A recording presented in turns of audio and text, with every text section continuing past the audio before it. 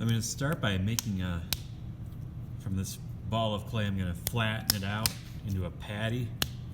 Just do a little patty cake here, slap it around, flatten it out.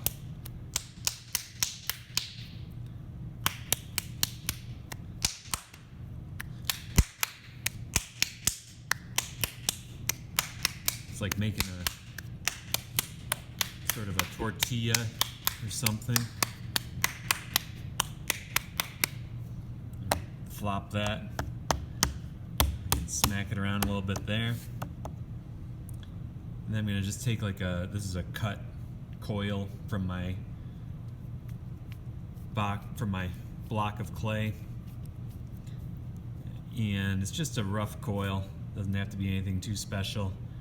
And I'm going to just shove it into the center here and push it down, and the clay is going to gradually spread this direction.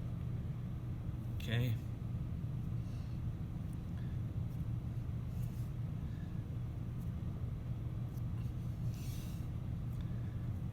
Just kind of twisting it in.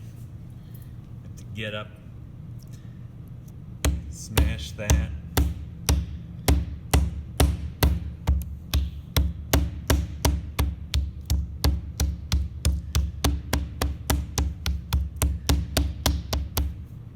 Smooth the edges.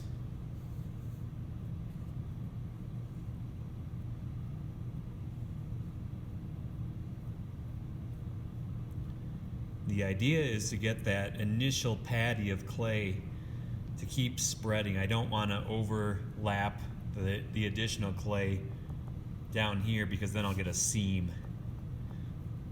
So I want to press the new clay into that initial clay. I'm just pressing with the tips of my fingers here. You can see where the clay is rubbed off. Start at the center, kind of go in a circular motion until you get all the way to the edges. You're going to have a nice compressed slab here.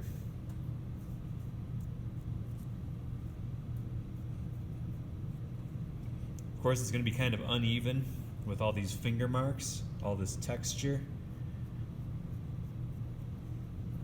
which then can be smoothed out with a rib. Or you might say, well, this is a great texture.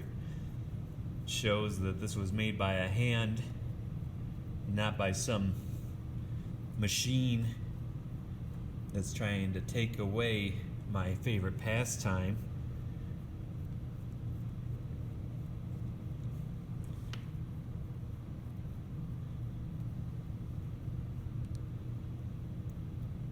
Well, the back side, that's going to be nice and flat.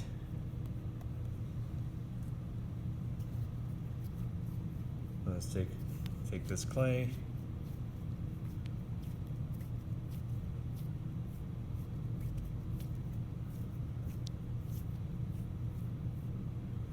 I don't want to add it over this edge because then I'll get a seam. If I wanted to add clay more in one direction than another, I could say, oh, this looks like it needs a little more clay here, but I want to press this clay and move it out. So I'm going to actually take my lump of clay here. I can do a coil like so, push it in,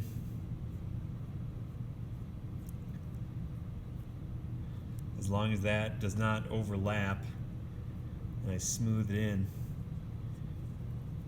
that back side is going to be nice and flat and free of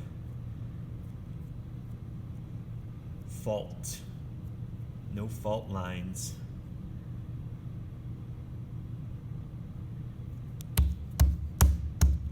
Just kind of even it out and press that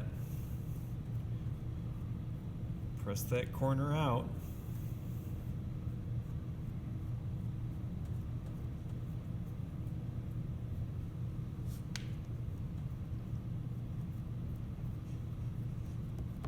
Just kind of go around. Anything that feels like a high point, press it to the outer edges, stretch that clay out. You don't need a slab roller.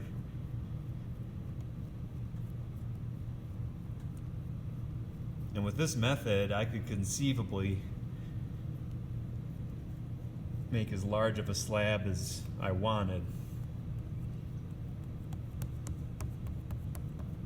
If these edges start to dry out, don't worry too much about it because you just cut them off. When you cut this to whatever size you need.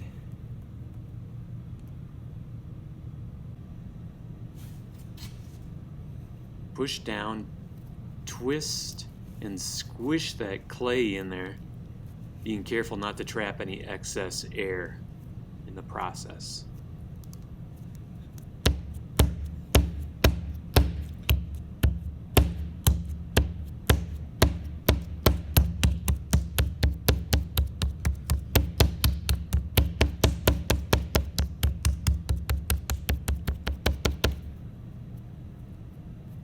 Now I can push toward this area.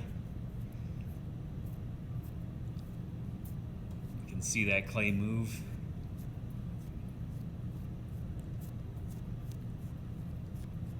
Just want to kind of push toward whatever direction the clay needs to go at like a 45-degree angle. Start from the center and move toward where that clay needs to go. 45-degree angle, roughly. Don't need to get out your protractor. This is not a precise endeavor. So what you'll see happening here is that the thickest part of your slab is generally in the center because that's where you've been adding clay. And as you spread that out to the sides, those sides will gain that excess material. But you can always measure with a pin tool the depth of your clay slab and continue to compress where it's thicker.